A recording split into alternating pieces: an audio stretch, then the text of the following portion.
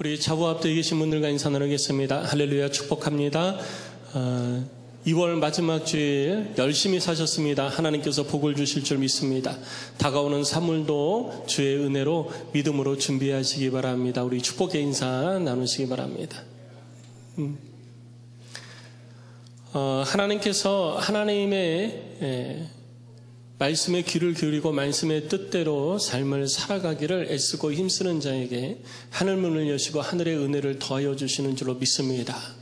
하나님의 살아계심과 하나님의 능력을 경험하는 삶을 살기를 원하십니까? 그럼 말씀에 순종하십시오. 말씀에 순종하는 자에게 하나님의 능력이 나타나게 되는 것입니다. 하나님이 우리 모두와 함께 하십니다.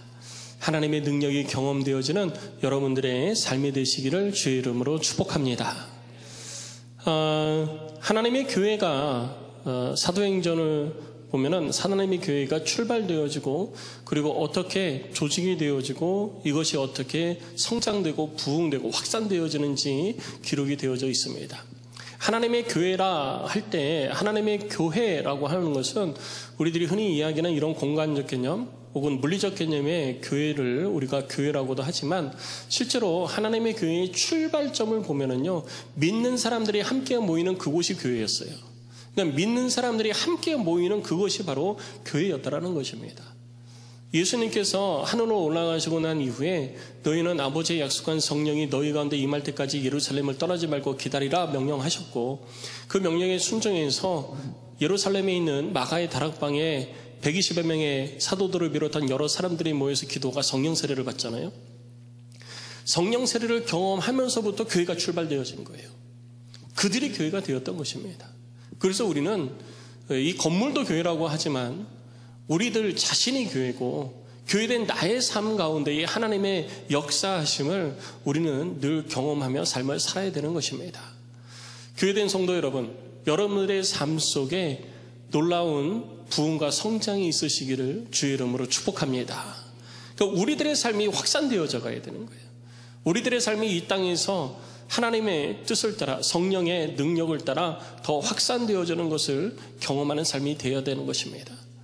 2000년 전 그렇게 하나님의 교회가 시작되어졌고 그렇게 출발되어진 하나님의 교회가 어떻게 만들어지고 또 성장하고 부흥하고 확산되어졌는지 사도행전에 보면 알 수 있듯이 우리는 사도행전을 보면서 지금 교회된 나 그리고 우리 안디옥 교회가 어떻게 다시 한번 좋은 교회로 나아가야 될 것인지 지금까지 우리가 걸어온 그 교회의 발자취가 잘 되어진 것인지 아니면 이 발자취 가운데 우리가 조금 더 수정을 해야 될 부분은 없는 것인지 내가 교회라면 교회된 나의 삶 가운데에 사도행전의 모습에 비춰보니 조금 더 수정해야 되고 또 방향전환을 해야 될 부분은 없는 것인지 우리는 성경을 통해서 우리들의 삶을 돌아보고 하나님의 말씀에 더 온전함을 향하여서 가까이 우리들의 삶을 나아가도록 힘쓰고 애쓰는 노력이 필요한 것입니다. 신앙생활은 힘쓰고 애씀 가운데 열매가 맺히는 거예요. 그냥 가만히 있어서 말씀을 듣는다고 가만히 교회만 왔다 갔다 한다고 절대로 결코 우리들의 삶 가운데 좋은 신앙의 열매가 맺히는 것이 아닙니다. 우리가 힘쓰고 애쓰고 노력한 만큼 그 위에 우리들의 힘이 부족할 때 하나님께서 하늘의 능력을 더듬혀 주심으로 놀랍고 풍성한 열매를 거두게 하여 주시는 것입니다. 그 하나님의 능력을 믿고 말씀에 순종하며 나아가는 저와 여러분들이 되시기를 주의 이름으로 축복합니다. 오늘 본문에서도 하나님의 교회 공동체가 어떻게 성장하게 되어졌는지 어떻게 자라게 되어졌는지를 좀 살펴보면서 우리들의 삶에 적용해보는 시간을 갖기를 원합니다. 사도들이 성령 충만을 받고 난 다음에 가장 먼저 자신들의 삶에 나타났던 것이 예수는 그리스도라 전하는 복음 전파였습니다. 전도였어요. 이 일을 하는데 사람들은 이 종교 지도자들은 이거를 싫어했습니다. 듣기를 원하지 않았어요. 그래서 이 일을 가로막고 방해했었던 것이죠. 그렇지만 사도들과 모인 성도들은 이 일을 잠석에서 계속해서 이루어갔습니다. 끊임없이 이 일을 이루어가면서 예수가 그리스도됨을 듣고 믿는 자들이 생겨났고 그 믿는 자들이 세례를 받아 교회가 점점 더 성장을 하게 되어졌던 것이죠. 그렇지만 이렇게 성장하는 교회 가운데에도요, 여러 가지 어려움들은 있었습니다. 외부에서는 유대교 종교 지도자들의 핍박, 그리고 뭐 사도들을 잡아다가 감옥에 가두기도 하고 하는 어려움들이 있었고요. 그리고 내부적으로는 은혜롭게 잘 성장하는 것 같았는데 안에서는 또 아나니아와 삽비라와 같은 성령을 속이는 죄를 범하는 사람들이 교회 안에서 일어나기 시작을 했던 거예요. 그러니까 우리는 신앙생활을 한다고 해서 내가 언제나 죄를 안 짓는다라고 하는 안심을 하면 안 돼요. 우리들의 가장 연약한 부분, 우리들의 가장 약점을 누가 잘 알죠? 사탄이 제일 잘 알아요. 그래서 우리들이 신앙생활을 할 때요, 내 가장 연약한 점을 사탄이 부추기는 거예요. 사탄이 그것을 찌르는 겁니다. 그래서 우리가 거기에 걸려 넘어지게 만드는 거예요. 그래서 신앙생활을 하다가 시험 되는 것은요, 다 하나님께서 우리를 시험 가운데로 인도하셔서 넘어지게 하는 것이 아니라 사탄이 우리들의 연약함을 건드려서 우리로 하여금 넘어져서 시험 들게 하는 거예요. 하나님의 시험은요, 우리를 넘어지게 하는 것이 아니라 우리를 더 강하게 하는 것입니다. 그래서 하나님의 시험을 우리는 믿음으로 바라보고 통과해야 되는 거예요. 그러나 사탄의 시험은 반드시 우리는 이겨야 되는 것입니다.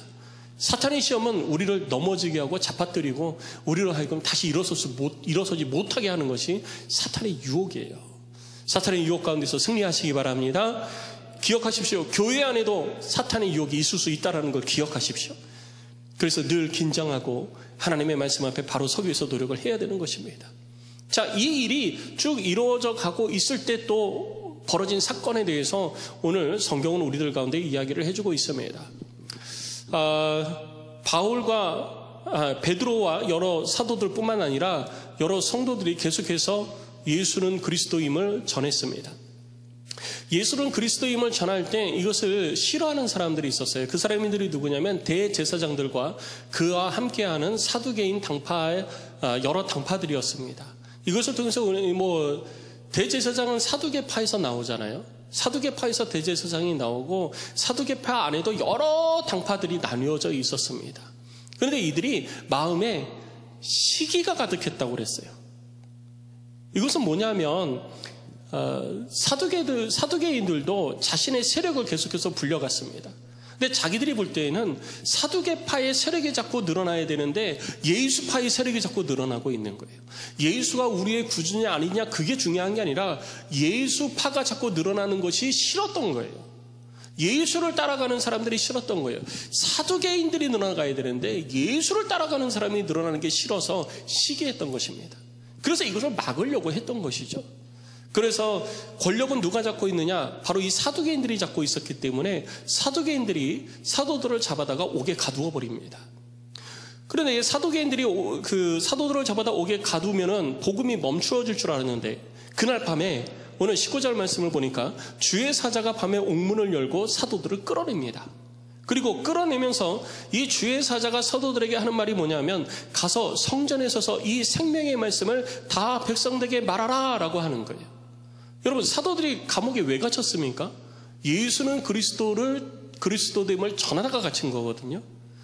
이걸 전하다가 갇혔으면 감옥에서 구해주면서 야, 너희들 수고했다, 이제 쉬어라 이렇게 해도 되는데 주의 사자는 하나님의 뜻을 전하는 사자잖아요.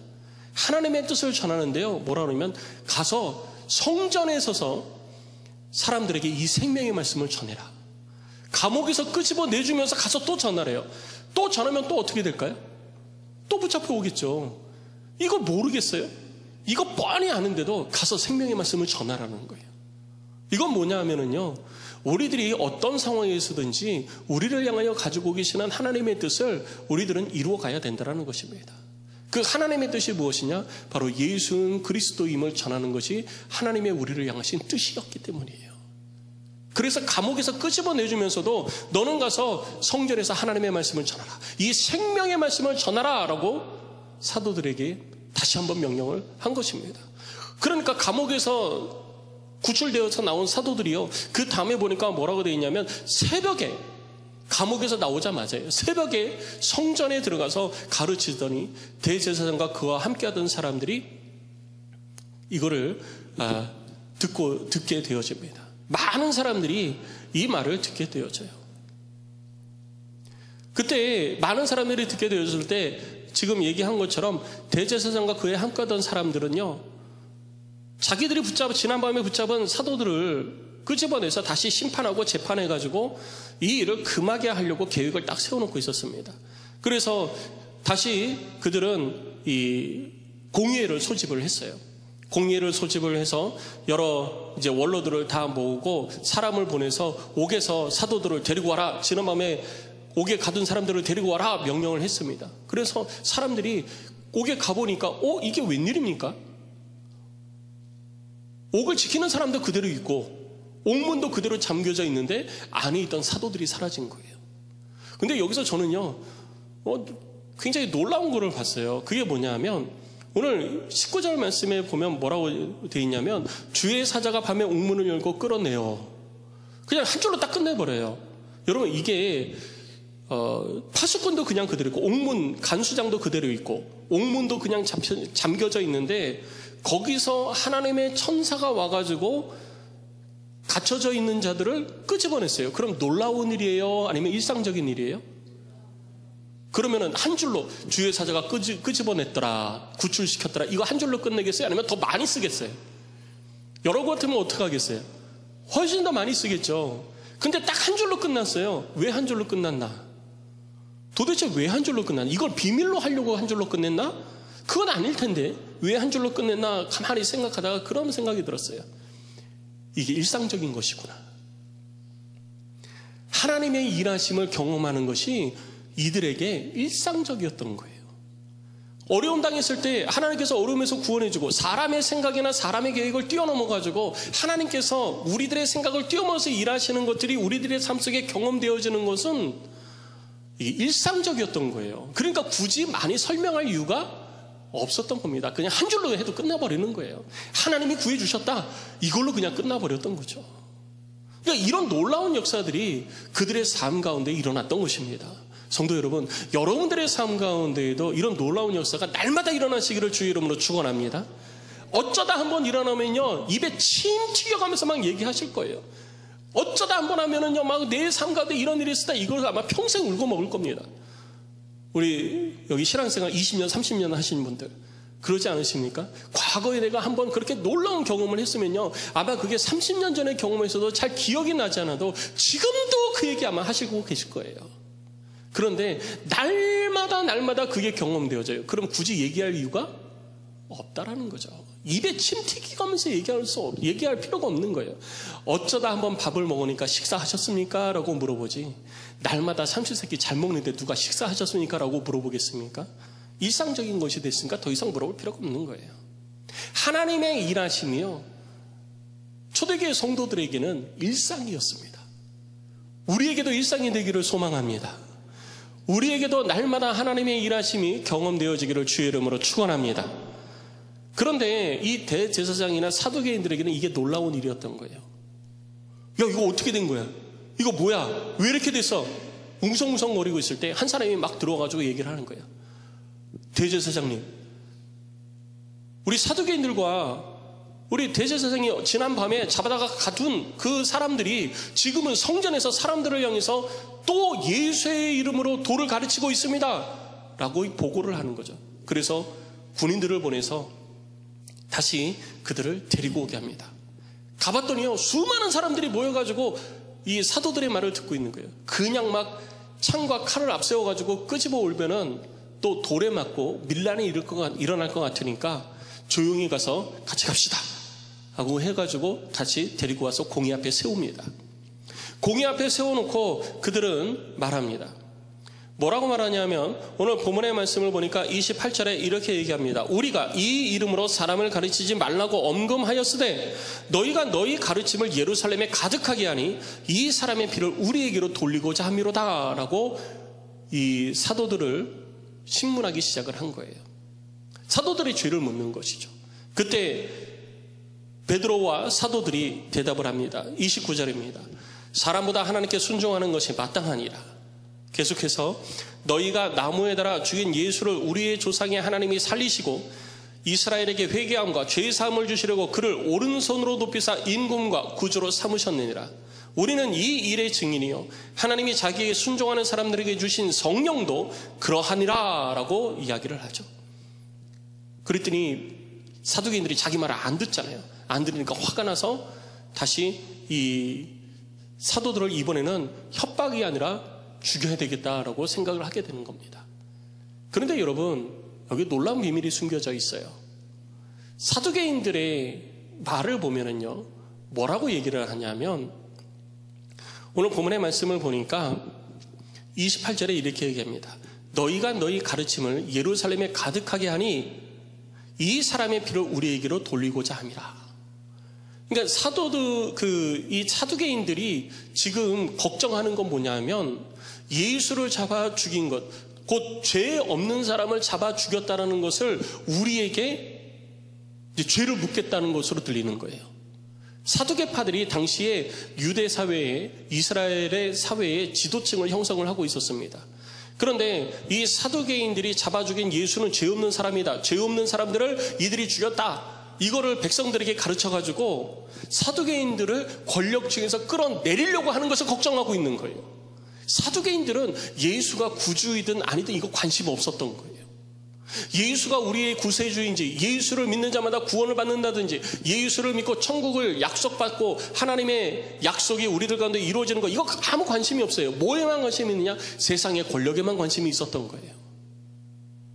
그들은 오직 세상의 권력에만 관심이 있었던 것입니다. 그런데 하나님은 거기에 관심 없어요. 오늘 베드로와 사도들이 그들에게 대답하는 내용을 보면은요, 너희들이 죄 없는 예수를 잡아 죽인 거야 하고 그 죄를 묻는 게 아니에요. 너희들이 잡아 죽인 예수를 하나님께서 다시 살리셨고, 그러니까 너희들이 잡아 죽였어도 하나님이 다시 살렸으니까 그거 걱정하지 말아라는 거예요. 하나님이 다시 살리셨고 너희들로 하여금 회개하고 죄사함을 얻어서 구원받게 하려고 하나님께서 이 일을 이루신 거다. 너희들에게 책임을 물으려고 하신 것이 아니라 예수가 누군지 알고, 너희들이 예수가 누군지 알고 믿고 그래서 회개하고 죄사함 받아서 구원받게 하려고 하신 것이고, 우리를 구원하신 것도 그 이유이기 때문에 우리는 이 일을 전하지 않을 수가 없다. 그리고 하나님의 성령을 우리 가운데 부어주신 것도 같은 이유라는 거예요. 그 같은 이유로 우리에게 주의 성령도 부어주시는데 우리가 어찌 이 일을 전하지 않을 수가 있느냐라고 하는 것입니다. 그러니까 세상의 사람들, 세상에 관심을 가지고 있는 사람들과 이 사도들의 관심이 완전히 다른 방향으로 가고 있는 거예요. 그러니까 우리는 세상의 관점을 가지고서 세상 사람들과 부딪힐 수가 없는 거예요. 우리는 하나님의 관점으로 바라봐야 되는 것입니다. 하나님의 관점을 바라보고 우리는 세상 앞으로 나아가야 된다는 것이죠.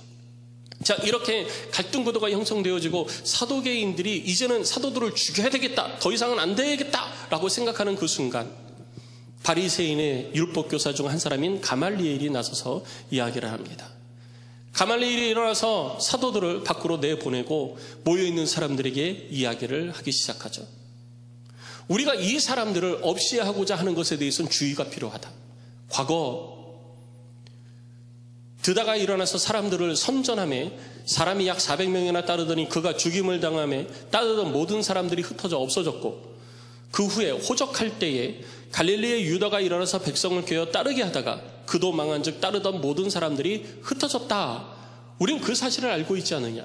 여러분, 드다가 누구냐면요, 그때 당시에 과거예요. 과거에 자기가 모세와 같은 선지자다라고 주장하는 마술사 중에 한 사람이었습니다. 이 사람이 사람들을 깨워가지고 모세가 행한 가장 큰 기적이 무엇입니까? 홍해를 가른 거잖아요.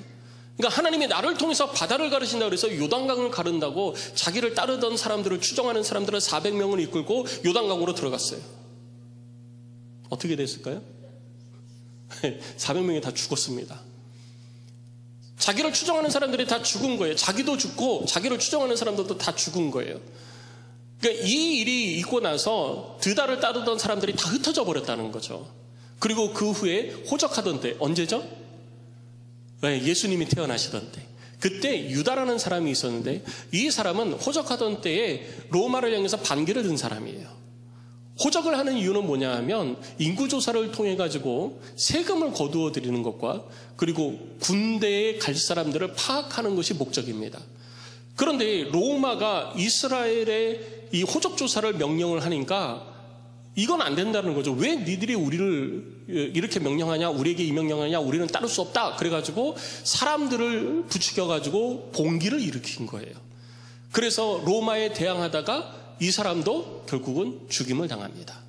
그래서 그를 따르는 사람들이 다 흩어져 버린 거예요. 이후에 이런 사람들이 계속 모이고 여기저기서 모이면서 형성되어진 것이 열심당파가 그때 형성이 되어진 것입니다. 자, 유다가 됐든 드다가 됐든 그들이 하나님께서 그들의 손을 통해서 일하시는 게 아니라면 그 모든 것들은 다 흩어지고 없어질 것이다. 그런데 하나님이 하시는 일이라면 하나님께서 이 일을 이루어 가실 텐데 결코 무너질 이유가 없을 것이다. 그런데 우리가 맡게 되어지면 하나님의 일을 막는 것이 될 수도 있고 하나님께 반하는 자가 될 수도 있다. 그러니까 그냥 놓아두자. 우리의 손을 더럽힐 필요가 없다. 그냥 내버려 두자라고 이야기합니다. 가만히 들어보니까 맞거든요. 맞아요. 그래서 결정을 하죠. 그냥 내버려 둡시다. 그러나 우리가 잡았다가 그냥 풀어줄 수 없으니 채찍질을 합시다라고 하는 거예요. 그래서 사도들에게 채찍질을 가하고 풀어줍니다. 채찍질을 가하고 예수의 이름으로 더 이상 말하지 마라 하고 다시 한번 경고를 하고 풀어줬는데 오히려 사도들은 그 이름을 위하여 능욕받는 일에 합당한 자로 여기기 시작합니다. 예수님께서 제자들에게 말씀하실 때 너희가 내 이름으로 고난을 받으면 너희가 내 형제인 줄 알라 그랬잖아요. 그러니까 사도들은 고난받는 것이 이것이 하나님의 뜻이었구나라는 걸 깨닫게 되어진 거예요. 지금 내가 하는 것이 하나님의 뜻에 합당한 거구나. 그래서 내가 이런 고난을 받는 거구나. 주를 위해서 받는 고난이구나라는 것이 알게 되어진 거예요. 그러니까 이 고난을 합당한 것으로 여기고요. 집으로 돌아와서 어떻게 했느냐? 마지막 42절을 보니까 그들이 날마다 성전에 있든지 집에 있든지 예수는 그리스도라고 가르치기와 전도하기를 그치지 아니하였다라고 기록하고 있는 것입니다. 성도 여러분, 우리를 향하신 하나님의 뜻이 무엇일까요? 신앙생활을 하고 있는 우리는 하나님의 뜻이 무엇인 줄 알고 그 뜻 가운데에 행하는 삶을 살아가는 것이 우리들의 삶이 되어야 되는 것입니다. 우리들이 올바른 신앙생활을 하기 위해서는요, 하나님의 뜻을 알아야 된다는 것이죠. 오늘 본문을 통해서 우리들 가운데 말씀하시는 하나님은 하나님의 뜻이 곧 예수가 그리스도임을 전하고 가르쳐서 이 땅에 예수를 알지 못하는 사람들을 구원하게 하는 것이 하나님의 뜻이라고 말씀하고 있는 거예요. 예수님께서도 이 땅에 오셔서 마가복음 1장 38절에 기록되어 있는 것처럼 가자. 우리가 다른 마을로 다른 마을로 가서 거기서 전도하리니 내가 이를 위하여서 왔노라 라고 예수님께서 말씀하셨어요. 그리고 제자들에게 너희는 가서 예루살렘과 온 유대와 사마리아와 땅끝까지 이르러 내 증인이 되라 라고 말씀을 하셨습니다. 그런데 주의 일을 이루어가는 데 있어서 우리들의 힘과 우리들의 열심과 우리들의 노력으로만 되지 않을 것을 아셨기 때문에 하나님의 성령을 부어주시고 성령 충만한 자들이 가장 먼저 행한 것이 바로 예수가 그리스도임을 전하는 것이었습니다. 바로 전도하는 삶이 성령 충만을 경험한 자들의 삶에 나타난 가장 큰 특징이었다는 것입니다. 전도하는 가운데에 하나님의 능력이 경험되어지고 하나님의 살아계심의 역사가 경험되어졌던 것이죠. 그래서 우리를 향하신 하나님의 뜻은 뭐냐? 주의 복음을 전하는 것입니다. 본문에 기록하고 있는 것처럼 이 생명의 말씀을 전하는 것이 이 땅에서 삶을 살아가고 있는 모든 하나님의 사람들을 향한 하나님의 뜻인 것입니다. 그런데 그렇게 하나님의 일들을 이루어가려고 하나님의 뜻을 알고 하나님의 뜻을 이루어가려고 하지만 우리들의 삶 가운데 어려움이 닥치기도 하는 것입니다. 오늘 본문의 사도들은 감옥에 갇히게 되어지는 상황을 겪게 되어집니다. 물리적으로 여러 가지 어려운 일들이 발생을 하게 될 수 있다는 것이죠. 우리들의 상황이나 환경, 사람을 통해서 물리적인 핍박이 있을 수도 있고요. 우리들의 삶 속에 수많은 방해거리들이 항상 우리로 하여금 하나님의 말씀대로 살지 못하게 만듭니다. 그런데 우리가 그 속에서도 하나님의 일들을 감당하려고 할 때 하나님은 하나님의 일을 감당하고자 하는 사람들을 위해서 주의 은혜를 베푸시고 주의 능력을 더하사 그들을 구원해 주시는 것입니다. 그 어려움 가운데에서 하나님은 그들을 구원해 주시는데요. 가장 적절하게 하나님의 간섭하심이 그들의 삶 가운데 나타나는 것입니다. 그래서 우리는 이 땅에 살면서요, 우리들의 상황이나 환경이 어떠하든지 그것과 상관없이 우리는 우리를 향하신 하나님의 뜻에 집중하는 것이 필요한 거예요. 우리는 그거를 바라봐야 되는 것입니다. 사두개인들과 대제사장, 그때 당시에 최고의 권력가들이 붙잡아다 놓고 둘러서가지고 뭐 인민재판하듯이 네 잘못이 뭐야? 그러면서 막 온 사람들이, 수십 명의 사람들이 일어나가지고 소리 지르면서 막 이야기를 하는 거예요. 이것이 당시 공의의 모습이었습니다. 네 죄를 네가 이기지, 그렇게 하지 말라 그랬잖아. 그러면서 막 사람이 여기저기서 막 소리 지르면서 막 그래요. 또 유대인들, 중동 사람들은요 굉장히 다혈질적이거든요. 그러니까 얼마나 목소리도 큰지 몰라요. 막 그렇게 소리를 지르는데 그 상황에서도요, 이 사도들은요, 베드로와 다른 사도들은 전혀 굴함이 없었습니다. 왜? 자기를 도우시는 하나님의 능력을 믿었기 때문인 것입니다. 그래서 베드로는 먼저 번에 4장에서 사도행전 4장에서 나면서부터 걷지 못하던 자를 고침으로 인해 가지고 그 사건이 발단이 되어져서 공의에 한 번 더 끌려간 적이 있었잖아요. 그때도 갇혔었어요. 근데 그때도 베드로는 뭐라고 그랬냐면요, 사도행전 4장 19절 말씀에 이렇게 말합니다. 베드로와 요한이 대답하여 이르되 하나님 앞에서 너희의 말을 듣는 것이 하나님의 말씀을 듣는 것보다 옳은가 판단하라. 그리고 오늘 5장 29절 두 번째 또 공의에 붙들려 와서도 똑같은 얘기를 하는 거예요. 베드로와 사도들이 대답하여 이르되 사람보다 하나님께 순종하는 것이 마땅하니라. 환경이 어떻든지 간에 이 베드로와 사도들은요, 오직 주님의 명령에만 관심이 있었던 것입니다. 사람의 말에 귀를 기울이는 것이 아니라 하나님의 말씀에 귀를 기울이고 있었던 거예요. 그렇기 때문에 하나님의 일을 이루어갈 수 있었고, 하나님의 일을 이루어가는 사람에게 베풀어 주시는 하나님의 능력을 경험할 수 있었던 것입니다. 성도 여러분, 하나님의 능력을 경험하기를 원하십니까? 그럼 하나님의 말씀에 순종하는 자가 되십시오. 주님의 뜻을 알고 주님의 뜻에 순종할 때 우리는 삶 가운데 하나님의 능력을 경험하게 되는 것입니다.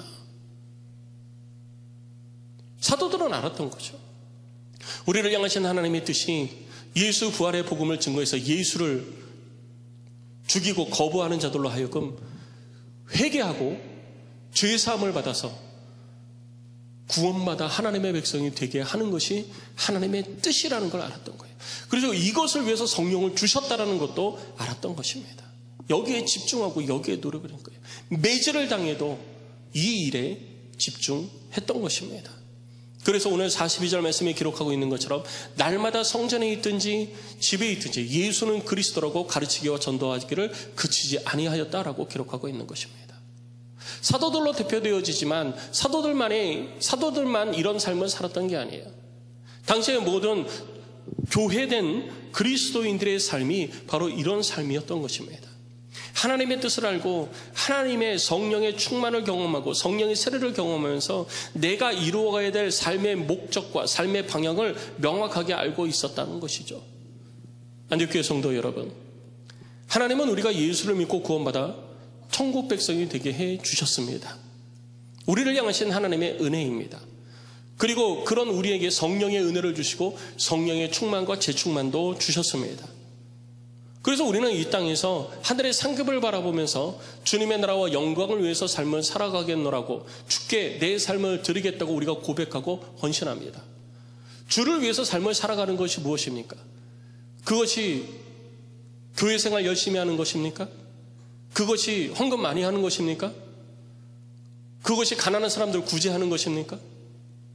하나님께서 우리를 향하여 가지고 계신 뜻은 뭐 여러 가지가 있을 수 있지만 그 중에 가장 첫 번째 되는 것, 그 어떤 것과도 우선순위에서 절대로 밀리지 아니하는 것, 그것은 바로 생명의 말씀을 전하는 것입니다. 생명의 말씀을 전해서 이 땅에 죽어가는 영혼들을 구원하게 하는 것이 우리를 향하신 하나님의 뜻인 것입니다. 우리가 그렇게 전도자로 삶을 살아가는 것이 하나님의 뜻일진데, 우리가 전도자로 삶을 살아갈 때 하나님은 전도자를 향해서 주의 강하신 오른손을 펼쳐주시는 거예요.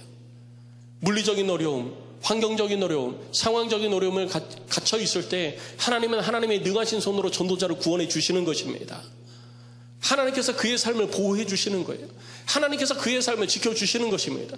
가장 적절한 시기에 가장 적절한 방법으로 하나님의 능력을 우리 가운데 나타내 주시는 것입니다. 왜 그럴까요? 우리가 전도자로 계속 살아가게 하기 위해서인 거예요. 성도 여러분, 전도자로 살아가시기를 주의 이름으로 축복합니다. 초대교회 처음 교회가 형성되어졌을 때의 성도들의 삶은요, 전도자의 삶이었어요. 그 공동체는 복음을 전하는 공동체로서의 삶을 이루어 갔던 것입니다. 그런데 우리는 지금 우리들의 삶 속에서 전도는 안 돼, 전도는 힘들어, 혹은 지금 상황에서는 전도가 어려워라고 많이들 이야기합니다. 그러나 여러분, 하나님은 우리 가운데 말씀하셨습니다. 전도에 미련한 곳으로 이 땅의 영혼들을 구원하겠다고 하나님께서 결정하셨습니다. 우리들의 생각이 어떠하든지 하나님은 하나님의 방법대로 우리들의 삶 가운데 이루시는 것입니다. 하나님이 전도의 방법으로 사람들이 가장 미련하다고 얘기하고, 사람들이 안 된다고 얘기하고, 사람들이 힘들다고 얘기하는 그 전도를 통하여서 이 땅의 영혼을 구원하시겠다고 결정하신 거예요. 그래서 전도하는 자들에게 하나님께서 복과 은혜를 더해 주시는 것입니다. 성도 여러분, 전도자로 삽시다. 그리고 전도합시다. 이것이 우리들을 향하신 하나님의 뜻이고 우리가 하나님의 능력을 경험하는 길이기 때문인 것입니다. 이제 곧 다음 주 주일이 지나면 사순절입니다.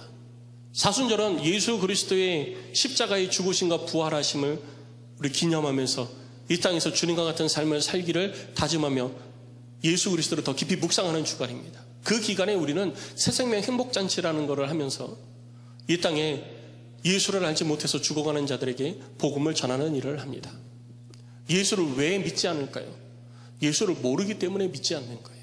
사두개인들이 왜 사도들을 그렇게 핍박하는 걸까요? 예수가 누구인지 모르니까 핍박하는 거예요. 자기들이 차지하고 있는 권력의 자리에서 자기들을 끌어내릴까 봐 예수를 핍박하는 것입니다. 예수를 전하는 자들을 핍박하는 거예요. 그런데 예수님은 거기에 관심이 없어요. 사도들은 거기에 관심이 없습니다. 예수님은 우리의 영혼이 구원받는 것에 관심이 있으신 거예요. 세상 사람들은요, 우리들이 복음을 전해서 우리들이 무엇인가 대단한 것을 누리는 것인 줄 알고 바라볼 수도 있습니다. 그래서 우리를 막는 거예요. 예수를 안 믿는 거예요. 그래서 우리는 예수가 누구인지를 가르쳐야 되는 것입니다. 예수가 누구인지 가르쳐야 예수를 믿는 거예요. 성도 여러분, 여러분들 주변 사람들에게 예수가 누구인지 가르치십시오. 여러분들이 믿는 예수가 누구인지 전하십시오. 그들이 듣고 믿게 될 줄로 믿습니다. 그래서 모든 믿음은 들음에서 나는 거예요. 하나님의 말씀을 들려주세요. 예수가 누구인지 들려주세요. 이것이 우리들이 이 땅에서 해야 될 일인 것입니다. 성령 충만을 경험한 우리가 해야 될 일이에요. 지난 주간 우리가 성령 운동을 하면서 성령의 세례와 성령의 충만, 성령의 재충만을 경험했고 수많은 은사들을 경험했지만 왜 우리에게 이런 것을 주실까요? 전도자로 살게 하려고 그러신 것입니다. 새생명 행복잔치가 다가오고 있습니다. 우리를 통해서 하나님께서 이루실 놀라운 일들이 기다리고 있습니다. 우리는 무엇을 해야 될지 우리 스스로가 하나님 앞에 결단해야 되는 것입니다. 오늘 들어오시면서 주보에 삽입되어진 새생명 행복잔치 전도 대상자 카드를 받으셨을 거예요. 여러분, 이거 지금 적는 게 아니고요, 가지고 가셔서 기도하십시오. 하나님, 내가 누구에게 예수를 전할까요? 물으십시오. 주께서 우리가 예수를 전하는 삶을 살기를 원하시기 때문에 우리가 그렇게 기도하면 하나님이 성령을 통해서 우리에게 가르쳐 주시는 거예요. 우리의 가족, 우리의 이웃, 우리의 지인, 누가 되었든지 하나님 앞에 기도하면 생각나게 하시고 기억나게 하시고 그 영혼을 위해서 먼저 기도하게 하시는 것입니다. 그러니 여러분 가지고 가셔서 기도하시면서 적으십시오. 생각날 때 적으십시오. 여러분들의 가족도 적으시고 여러분들의 지인도 적으십시오. 그냥 내 의지대로 내가 아유, 이 사람 또 적어야 되네 하고서 또 적고 그러면서 그냥 손으로만 적고 마음도 안 쓰고 그래서는 안 됩니다. 하나님이 내게 주신 이 전도의 사명을 감당하기 위해서 내가 이번 새생명 행복잔치 가운데에는 이 영혼들에게 내가 예수를 전해서 가르치겠습니다. 이 마음을 가지고 하나님 앞에 기도할 때 생각나게 하시는 거예요. 여러분 그렇게 생각날 때 적으십시오. 그리고 다음 주에 제출을 하거나 아니면 가족교회 목자에게 가족교회 모임 때 말씀해 주세요. 목자들이 교회로 제출을 할 겁니다. 그러면 교회에서 여러분들이 적은 사람들을 교회에서 쫓아다니면서 전도를 어떻게 할 수 있겠어요? 누군 줄 알고 전도하겠어요? 교회에서는 그 영혼들, 여러분들이 전도하고자 하는 영혼들, 하나님께서 여러분들의 마음에 심기어진 그 영혼을 위해서 교회에서는 기도하는 것입니다. 여러분들이 복음을 전할 때 그 영혼 가운데에 세상에 관심 가져 있고 예수를 알기를 원하지 않고 예수를 핍박하려고 했던 그 마음 가운데 하나님께서 큰 은혜와 능력을 덧입혀서 예수를 믿고 구원받게 하여 주실 줄 믿습니다. 이번 성령운동을 통해서 여러 가지 많은 간증들이 있었어요. 많은 간증들이 있었던 것에 저는 누군지는 모르는데 그런 이야기를 들었습니다. 내가 이제까지 예수를, 과거에 예수가 누군지 모르고 지금도 아직 내가 신앙생활을 잘하는 건 아니지만 예수를 믿지 않았던 것, 또 예수를 믿는 사람들을 향해서 좋지 않은 감정을 가졌던 것을 하나님께서 성령께서 내게 회개하는 마음을 주셨다. 이 고백을 하시더라고요. 여러분, 예수가 누군지 알면은요, 예수를 믿는 거예요. 예수를 가르치는 자가 되어야 되는 것입니다. 성도 여러분, 우리 전도합시다. 예수가 누군지 가르칩시다. 그리고 전도자의 삶 가운데 역사하시는 하나님의 능력을 경험하십시다. 이번 새생명 행복잔치는 그냥 흘려 지나가는 새생명 행복잔치가 아니라 반드시 영혼구원의 열매를 맺어서 하나님이 기뻐하시는데 우리를 이 땅 가운데 보내시고 우리를 통해서 하나님의 뜻을 이루시기를 원하시는 그 하나님의 간절한 소원을 이루어드리는 우리 모두가 되시기를 주의 이름으로 축원합니다. 우리 시간에 함께 찬양하고 기도합시다. 우리 두 가지 기도 제목 가지고 우리 함께 찬양하고 기도합니다. 먼저는 우리 여러분 결단하셔야지 돼요. 하나님 앞에 여러분 결단이 필요합니다. 우리들의 결단을 통해서 우리가 한 걸음 더 하나님께로 나아가는 거예요. 그 결단 위에 하나님의 일하심이 있는 겁니다. 우리 결단할 때 주님 내가 전도하겠습니다. 내게 주신 전도의 사명을 감당할 힘과 능력 주시옵소서. 전도의 힘을 감당할 힘과 능력은 주의 성령이 주시는 거예요. 내가 전도하고자 마음 먹고 걸음 옮겨가면요, 그 다음부터는 주님이 하시는 것입니다. 그래서 우리는 이 일을 위해서 지금 기도해야 되는 거예요. 그리고 둘째, 주님 내가 전도자의 삶을 살겠습니다. 전도자에게 베푸시는 하나님의 능력이 내게도 매일 경험되어지게 하여 주시옵소서. 주님 내가 누구에게 복음을 전할 거예요. 주님 내게 생각나게 하여 주시고 기억나게 하여 주시고 그 영혼을 가슴에 품게 하여 주시옵소서. 내 가족을 품고 내 이웃을 품고 내 지인들을 품고 그들에게 복음을 전하는 삶을 살아서 꼭 이 새생명 행복잔치 기간 이 영혼구원의 열매를 맺어서 하나님께 영광 올려드리겠습니다. 우리 이 마음 가지고 우리 함께 찬양하고 함께 기도하겠습니다.